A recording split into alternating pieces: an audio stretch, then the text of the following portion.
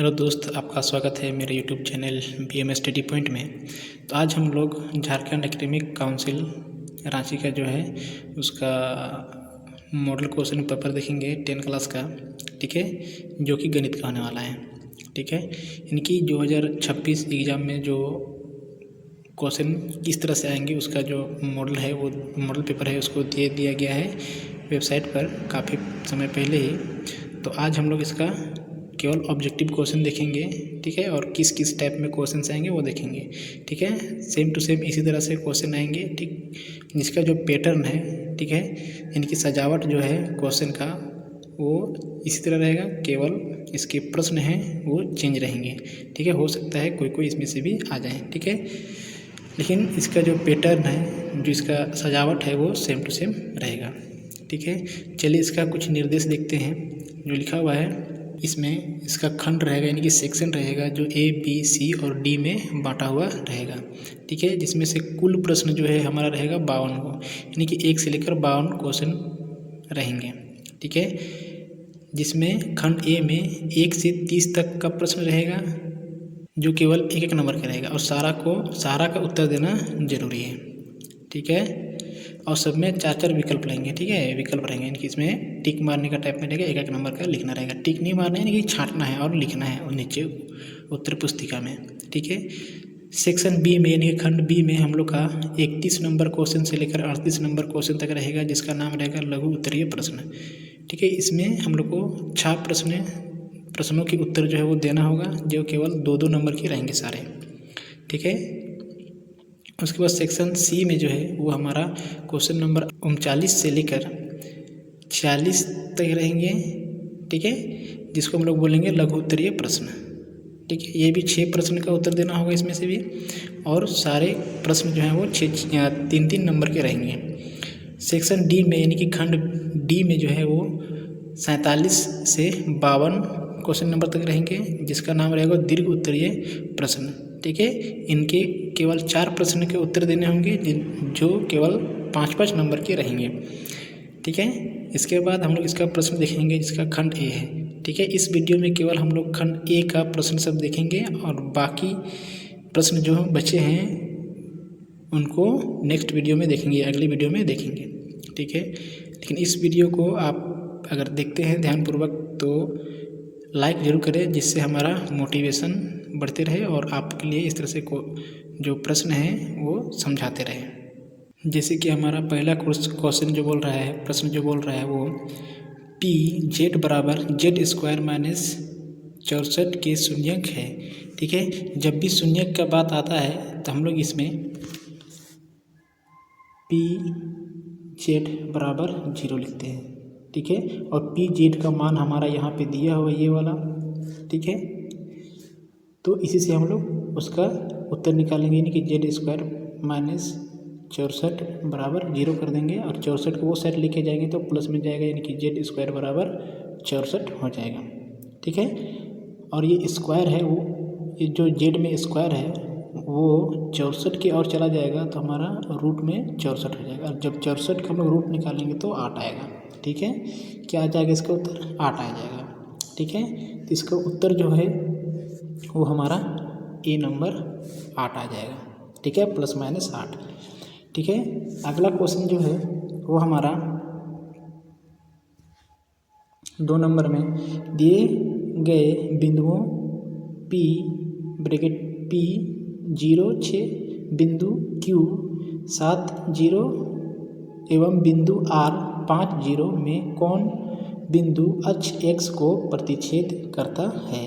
ठीक है, ये बोल रहा है कि यहाँ जो बिंदु दिया हुआ है 3 ठो, उस बिंदु में से कौन सा बिंदु जो है वो हमारा X अक्ष को प्रतिच्छेद करता है।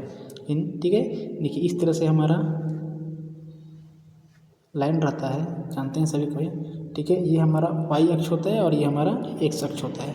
तो बोल रहा है इसमें से जो 3 बिंदु जो दिए हुए हैं P, Q, R, ये 3 बिंदु जो दिए हुए हैं वो इस बिंदु, देखिए जो 2 रेखा हैं, ये 2 रेखा को में से X रेखा को प्रतिच्छेद करता है, ये X रेखा को प्रतिच्छेद करता है। तो उत्तर जो हमारा हो जाएगा वो D नंबर का बोथ। ठीक है, B नंबर का या D नंबर का बोथ, यानी कि दोनों हो जाएगा हमारा ये Q और ये R, ये दोनों आंसर हो जाएगा। ठीक है, दोनों प्रतिच्छेद करेंगे x बिंदु पर। ठीक है, किस टाइप में प्रतिच्छेद करेंगे यदि आपको समझ में नहीं आ रहा है तो कमेंट कर दीजिएगा, तो इसका हम अगला नेक्स्ट वीडियो बना देंगे। ठीक है, नेक्स्ट क्वेश्चन हमारा बोल रहा है, क्वेश्चन हमारा क्या बोल रहा है, दो समपरिमेय संख्याओं के बीच कम से कम कितने विषम परिमेय संख्याएं हो सकती है। ठीक है, तो इसमें देखिए हम लोग जानते हैं जब भी कोई गिनती गिनते हैं तो एक विषम संख्या आता है, फिर सम संख्या, विषम संख्या, फिर सम संख्या आता है। ठीक है, तो उसके हिसाब से हमारा जो दो समपरिमेय संख्याओं के बीच जो संख्या आएगा वो विषम ही होगा। क्या होगा? विषम ही होगा। ठीक है, तो इसीलिए इसका उत्तर क्या हो जाएगा? ए नंबर 1। ठीक है, अगला क्वेश्चन में हम लोग देखते हैं क्या बोल रहे हैं, दो क्रमिक विषम संख्याओं का HCF क्या होगा। हम जानते हैं जब HCF यानी कि मासा जब निकालेंगे दो विषम संख्या का, तो हमारा वो हमेशा 1 आएगा। क्या आएगा? 1 आएगा। ठीक, ये हम लोग का जो है 7-8 क्लास से ही पढ़ते आ रहे हैं। ठीक है, अगला क्वेश्चन जो है 5 नंबर में, दो चरों x z में रेखिक समीकरण ay + bz + c = 0 के कितने अधिकतम हल संभव है। ठीक, इसका जो है वो कितना हल जो है वो संभव हो सकता है, तो इसका अनगिनत संभव हो सकता है, बहुत सारा इसका हल जो हो सकता है। ठीक है, इसलिए इसका उत्तर जो है हमारा C नंबर हो जाएगा। ठीक है, किस तरह से इसको विस्तार से जानने के लिए फिर इस पर वीडियो भी बना हुआ है, दो चर समीकरण रेखा वाला में। ठीक है, उसमें जाके दे सकते हैं। 6ठा नंबर क्वेश्चन में हम लोग का बोल रहा है, संगत समीकरण युग्म द्वारा निरूपित रेखाएं कैसी होती है। संगत समीकरण युग्म द्वारा निरूपित रेखाएं कैसे होती है। संगत रेखाएं हमेशा जो ये कैसा होता है, प्रतिच्छेदी रेखा होता है। संगत रेखा पूछेगा तो हमेशा ये प्रतिच्छेद रेखा होगा। ठीक है, इसका भी हल होता है। ठीक है, इसके बाद आगे देखते हैं, मेरे को 7 नंबर क्वेश्चन बोल रहा है, x² - 5x + 6 = 0 का मूल है। ठीक है, अगर इसका हम लोग मूल निकालते हैं तो इसका 2 मूल निकलेगा। ठीक है, इसका 2 मूल निकलेगा जो कि हमारा B नंबर और C नंबर निकलेगा। ठीक, तो मूल कैसे निकालते हैं वो भी ठीक है फॉर्मूला से निकलता है। ठीक है, उसके बाद 8 नंबर क्वेश्चन बोल रहे हैं, दो लगातार विषम धनात्मक पूर्णांक ज्ञात कीजिए जिनके वर्ग का योग 220 है। तो इसका उत्तर जो है वो हमारा B नंबर का आ जाएगा 9 और 11। ठीक है, इसको मान करके बनाना पड़ेगा। पहला विषम संख्या, ठीक है, प्रथम विषम संख्या, प्रथम विषम संख्या, ठीक है, विषम संख्या, इस तरह करके मान के बनाना पड़ेगा। ठीक है, उसके बाद दूसरा ऐसे दूसरा विषम संख्या, इस तरह करके हमको मान के बनाना पड़ेगा। ठीक, x + 1 सॉरी 1 नहीं 2, इस तरह करके हम लोग को बनाना होगा। ठीक है, चलिए अगला क्वेश्चन देखते हैं। अगला क्वेश्चन देखते हैं इसके बाद 9 नंबर में जो है, निम्नलिखित में से कौन AP यानी कि समांतर श्रेणी नहीं में है, यानी कि कौन सा समांतर श्रेणी नहीं है। ठीक है ना, who among the following is not AP। ठीक है ना, अर्थमेटिक प्रोग्रेशन इसको बोलते हैं इंग्लिश में। ठीक है, इसका जो है ये D नंबर का उत्तर हो जाएगा। ठीक है, थोड़ा समझ लेते हैं। देखिए ये A नंबर जो है, इसमें देखिए सारा जो क्वेश्चन है वो 2-2 का गैप में है, 2-2 का गैप में है सारा में। उसके बाद ये B नंबर में देखिए ये सारा में 8-8 का गैप है। ठीक है, उसके बाद ये C नंबर में देखिए इसमें 4-4 का गैप है सारा में। कितना का गैप है? 4-4 का। लेकिन इसमें देखिए ये अलग अलग गैप है सब में। ठीक है, सब में क्या है? अलग अलग गैप है, इसलिए इसका AP में नहीं है D नंबर। ठीक है, अगर सारा का गैपिंग जो है वो अगर सेम रहता ना, यानी कि इसमें देखिए इसमें गैप जो है वो हमारा 2-2 करके है, इसमें 8-8 करके है, इसमें 4-4 करके, लेकिन इसमें अलग अलग है सारा का। ठीक है, ध्यान से देख लीजिएगा तो इसमें सारा अलग अलग मिलेगा। ठीक है, इसलिए इसका उत्तर जो है D नंबर हो जाएगा।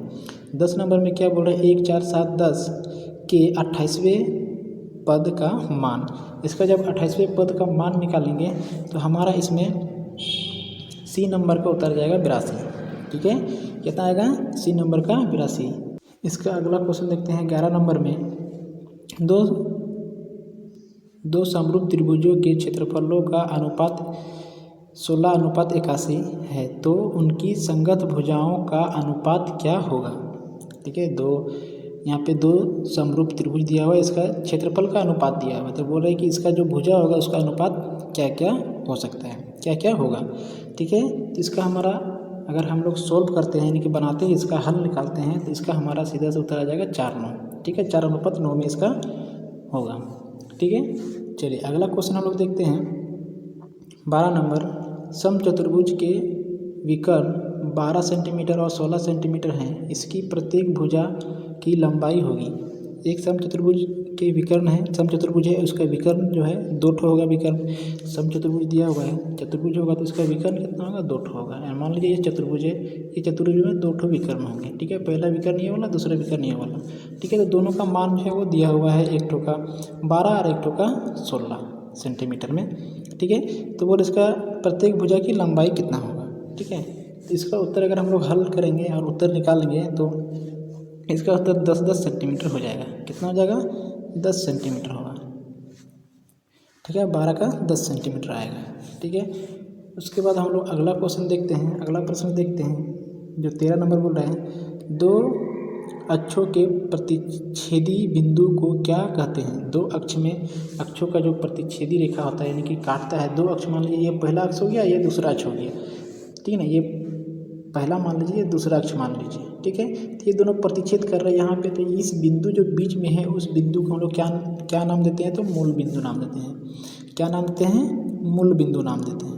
ठीक है, यानी कि हम लोग का जो है वो बी नंबर उत्तर हो जाएगा। ठीक है, ये बी नंबर मूल बिंदु।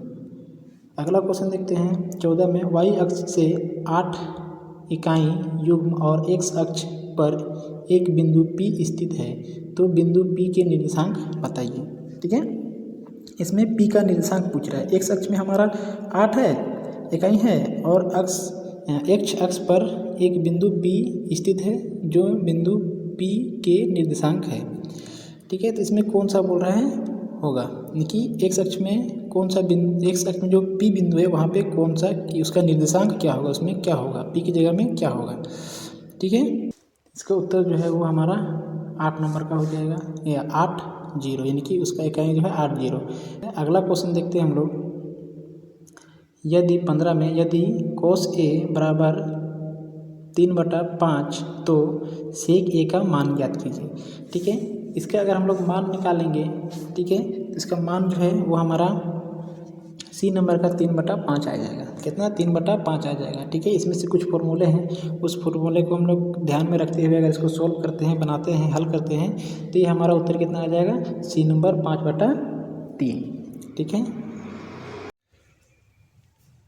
अगला जो है 16 नंबर क्वेश्चन वो बोल रहा है sec A + tan A गुना में 1 - sin A बराबर है। ठीक है, ये किसके बराबर होगा। ठीक है, ये तो इसका एक फॉर्मूला होता है, उस फॉर्मूला के हिसाब से हमारा जो है इसका उत्तर बी नंबर का हो जाएगा। ठीक है, cos A क्या हो जाएगा, cos A। अगला क्वेश्चन हम लोग देखते हैं 17 नंबर में बोल रहा है यदि कोट A बराबर 1 तो A का मान क्या होगा। ठीक है, A का मान क्या होगा। देखिए इसमें भी अगर हम लोग देखेंगे, ठीक है, इसमें थोड़ा सा बताते हैं। कोट A बराबर 1 दिया हुआ है। कितना दिया हुआ है, 1 दिया हुआ है। ठीक है, तो कोट का किस वैल्यू पर, कोट का कौन सा वैल्यू पे हमारा 1 मान होता है। ठीक है, वो जो हम लोग चार्ट याद किए थे फर्स्ट टाइम में, जिसका वैल्यू साइन 0 का मान 0 इस टाइप में कुछ याद किए थे, उसमें कोट A का मान कितना दिया हुआ, 1। तो A का वैल्यू यानी कि A का कितना डिग्री होगा, कितना डिग्री मान होगा कि हमारा A होगा, कोट का कितना डिग्री मान होगा कि हमारा उसका मान जो है वो 1 होगा। ठीक है, हम लोग जानते हैं, तो उसके हिसाब से अगर हम ये 45 रहेगा यानी कि कोट 45 रहेगा तो इसका वैल्यू हमारा 1 आता है। ठीक है, हम लोग चार्ट में भी देख सकते हैं, पढ़े हैं। ठीक है, चार्ट भी समझा दिया गया है। अगर त्रिकोणमिति अगर हमारे वीडियो देखते हैं तो उसमें आपको मिल जाएगा। 18 नंबर प्रश्न में बोल रहा है, जब किसी सीधे खड़े खंभों की छाया और उसकी ऊंचाई बराबर हो तो सूर्य का उन्नयन कोण का मान है। जब किसी सीधे खड़े खंभों की छाया और उसकी ऊंचाई बराबर हो तो सूर्य का उन्नयन कोण मान क्या है होगा। ठीक है, तो देखिए कोई खंभा है वो सीधा खड़ा है, ठीक है, तो बोल रहा है उसका जितना वो खंभा है जितना लंबा है, ठीक है, उसका छाया भी उतना ही है। तो सूर्य का उन्नयन कोण कितना बोल रही है, सूर्य की जो प्रकाश पड़ रहा है वो कितना डिग्री में होगा। ठीक है, तो ये हमारा 45 डिग्री पे, कितना डिग्री पे, 45 डिग्री पे, यानी कि ये हमारा बी नंबर 45 डिग्री। अगला क्वेश्चन देखते हैं हम लोग 19 नंबर में, चतुर्भुज के चारों कोण का योग कितना होता है। चतुर्भुज जो होता है, ठीक है, ये जो चतुर्भुज बना है इसमें ये चारों कोण जो है, ये चार कोण जो है इसको जोड़ेंगे तो हमारा कितना आएगा। ठीक है, तो 360 डिग्री, कितना आएगा, 360 डिग्री। ठीक है, ऑप्शन नंबर बी में दिया हुआ है।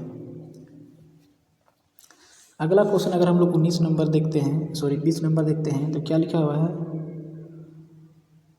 दशमिक संख्या 111 है।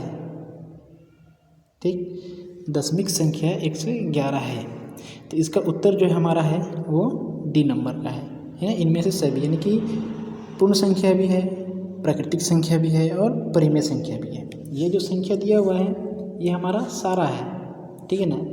दशमिक संख्या जो दिया हुआ है ये हमारा 111, वो किस प्रकार की संख्या है, तो पूर्ण संख्या भी इसको कह सकते हैं, प्राकृतिक संख्या भी कह सकते हैं और परिमेय संख्या कह सकते हैं, इसलिए ये सारा दिया हुआ है डी नंबर में उत्तर इसका।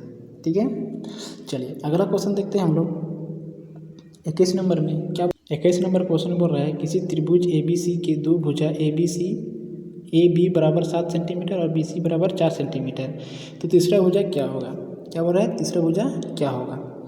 ठीक है, तो इसका उत्तर जो है बी नंबर भी हो सकता है और हमारा ए नंबर भी हो सकता है। ठीक है, ए नंबर 6 सेंटीमीटर भी और 8 सेंटीमीटर भी।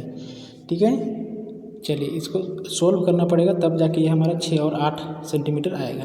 ठीक है, यानी कि इसका हल करने पे। ठीक है, तो उतना अभी टाइम नहीं है, वीडियो ज़्यादा काफ़ी लंबा होता है, इसलिए हम लोग इसमें कोई भी प्रश्न को हल करके पूरी तरह से नहीं दिखाए हैं। ठीक है, अगर पूरी तरह से हल करके देखना है तो वीडियो लंबा होगा। ठीक है, तो आधा आधा करके बनेगा। ठीक है, अगर चाहिए इस तरह का वीडियो अगर पसंद आ रहा है तो आप हमको कमेंट करके बता दीजिए, हम 2-3 वीडियो का बना देंगे, या फिर इसका जो क्वेश्चन है प्लेलिस्ट में जाके देखिएगा, आपको मिल जाएगा। 22 नंबर में बोल रहे हैं, एक पासे को उछालने पर एक सम संख्या आने की प्रायिकता है। जब एक पासा यानी कि जो लूडो गोटी खेलते हैं ना, उस लूडो गोटी को जब एक बार उछालते हैं तो सम संख्या आने की संभावना कितना होता है। तो सम संख्या जानते हैं, जोड़ा वाला संख्या। जोड़ा वाला संख्या कौन कौन सा, हमारा 2 आ गया, 4 आ गया और 6 आ गया। 2, 4, 6 ये संख्या आने की संभावना कितनी बार हो सकता है। ठीक है, तो आधा बार यानी कि 6 होता है ना, उसका पासा का 6 दिशा होता है, 6 ठो उसका भाग होता है ना, 1, 2, 3, 4, 5, 6। ठीक है, 6 भाग होता है, उसमें से 3 ठो सम संख्या होता है और 3 ठो विषम संख्या होता है, इसलिए वो आधा होगा। ठीक है, कौन सा, 2, 4, 6। ठीक है, तो पासा में कुल 6 होते हैं, 6 भाग होते हैं, उसमें से आधा भाग क्या चीज़ है, विषम संख्या होता है। ठीक है, अगला प्रश्न देखते हैं, निश्चित होने वाली घटना की प्रायिकता होती है। जिसका निश्चित होने की जिसका प्रायिकता होता है उसका प्रायिकता कितना होता है, तो 1 होता है। याद रखिएगा, निश्चित प्रायिकता अगर पूछेगा तो 1 निश्चित, 1 ना 1 तो उसका प्रायिकता आएगा ही। ठीक है, निश्चित में, इसके लिए इसका उत्तर जो है वो हमारा 1 आ जाएगा या डी नंबर। ठीक है, चलिए आगे देखते हैं 24 नंबर क्वेश्चन। एक पासा को उछाला जाता है तो 3 के गुणांक संख्या आने की प्रायिकता है। जब एक को पासा को उछालते हैं तो उसमें जो है वो 3 से भाग जाने वाली कितनी संख्याएं आ सकती है, 3 से भाग देने वाली कितनी संख्याएं आ सकती है, तो कौन सा, 3 और 6 ही है ना, 3 और 6 कौन कौन सा आ सकता है, 3 और 6। तो इसका उत्तर कितना हो जाएगा, ये हमारा इसका उत्तर जो है कितना हो जाएगा 1/3। ठीक है, चलिए अगला क्वेश्चन देखते हैं हम लोग। 25 नंबर, यदि x + 3 और x या 3x और 4x + 2 समांतर श्रेणी में हो तो x का मान क्या होगा। ठीक है, ये कैसे रहेगा, समांतर श्रेणी में अगर रखा जाएगा तो ये कैसा होगा। ठीक है, तो ये 5 होगा, जो x का जो मान है वो हमारा 5 होगा। इसको भी हल करने पे निकलेगा। ठीक है, चलिए हल करेंगे तो इसका उत्तर जो है 5 आएगा। ठीक है, आप समझिएगा नहीं कि हम ठीक ऐसे ही मार दे रहे हैं उत्तर देखिए। ठीक है, इसका हल है, अगर आपको हल चाहिए तो हल भी बता सकते हैं। ठीक है, उसके बाद 26 नंबर क्वेश्चन में बोल रहा है, यदि 5, 6, 8, 3 x तथा 3 या 13 का माध्य 10 हो तो x का मान होगा। ठीक है, इसमें से माध्यक निकालना पड़ेगा। ठीक है, इसका फॉर्मूला होता है। ठीक है, उस फॉर्मूला में अगर बिठाते हैं तो हमारा माध्यक निकल जाएगा। ठीक है, इसलिए अगर माध्यक निकालेंगे, ठीक है, फॉर्मूला बैठा के, तो इसका उत्तर जो है वो हमारा 14 आएगा। कितना आएगा, 14 आएगा। ठीक है, अगला क्वेश्चन देखते हैं हम लोग 27 में, 2, 6, 4, 2, 5, 0, 2, 1, 2, 3, 2 का बहुलक है। ठीक है, 2, 6, 4, 2, 5, 0, 2, 1, 2, 3, 2 का बहुलक है। यानी कि बहुलक मतलब बहुलक या बहुत ज़्यादा कौन सा, इसमें से जो संख्या दी वो कौन सा बहुत ज़्यादा है। ठीक है, तो ये हमारा उत्तर जो है वो 2 इसमें से ज़्यादा है, ये नंबर का हो जाएगा। ठीक है, अगला क्वेश्चन है 28 नंबर, 2, 7, 12, 15, 10, 9, 11, 13, 14 की माध्यिका क्या होगा। ठीक है, इसका माध्यिका निकालना है। ठीक है, माध्यिका अगर इसका फॉर्मूला से डाल कर निकालेंगे तो इसका उत्तर जो है वो हमारा 11 आएगा। ठीक है, अगला देखते हैं। ठीक है, ये सारे प्रश्न बुक में हैं। 33 नंबर, 2 गोले के आयतन का अनुपात 64:27 है, उनके वृत्त या पृष्ठ क्षेत्रफल का अनुपात होगा। तो इसका पृष्ठ क्षेत्रफल का जो अनुपात होगा, अगर फॉर्मूला बैठाएंगे पृष्ठ क्षेत्रफल का अनुपात में यानी कि बटा में, तो इसका उत्तर जो है वो हमारा सी नंबर देखने को मिलेगा, 16:9। ठीक है, ये भी फॉर्मूला से लेके बनेगा। ठीक है, वीडियो लंबा होगा इसलिए इसमें हम लोग फॉर्मूला सब डालते नहीं हैं, डायरेक्ट बनाते जाते हैं। ठीक है, चलिए इस वीडियो में इतना ही। अगर इसका और चाहिए तो कमेंट और लाइक कीजिए, सपोर्ट कीजिए, आपके लिए ज़रूर लाएंगे। धन्यवाद।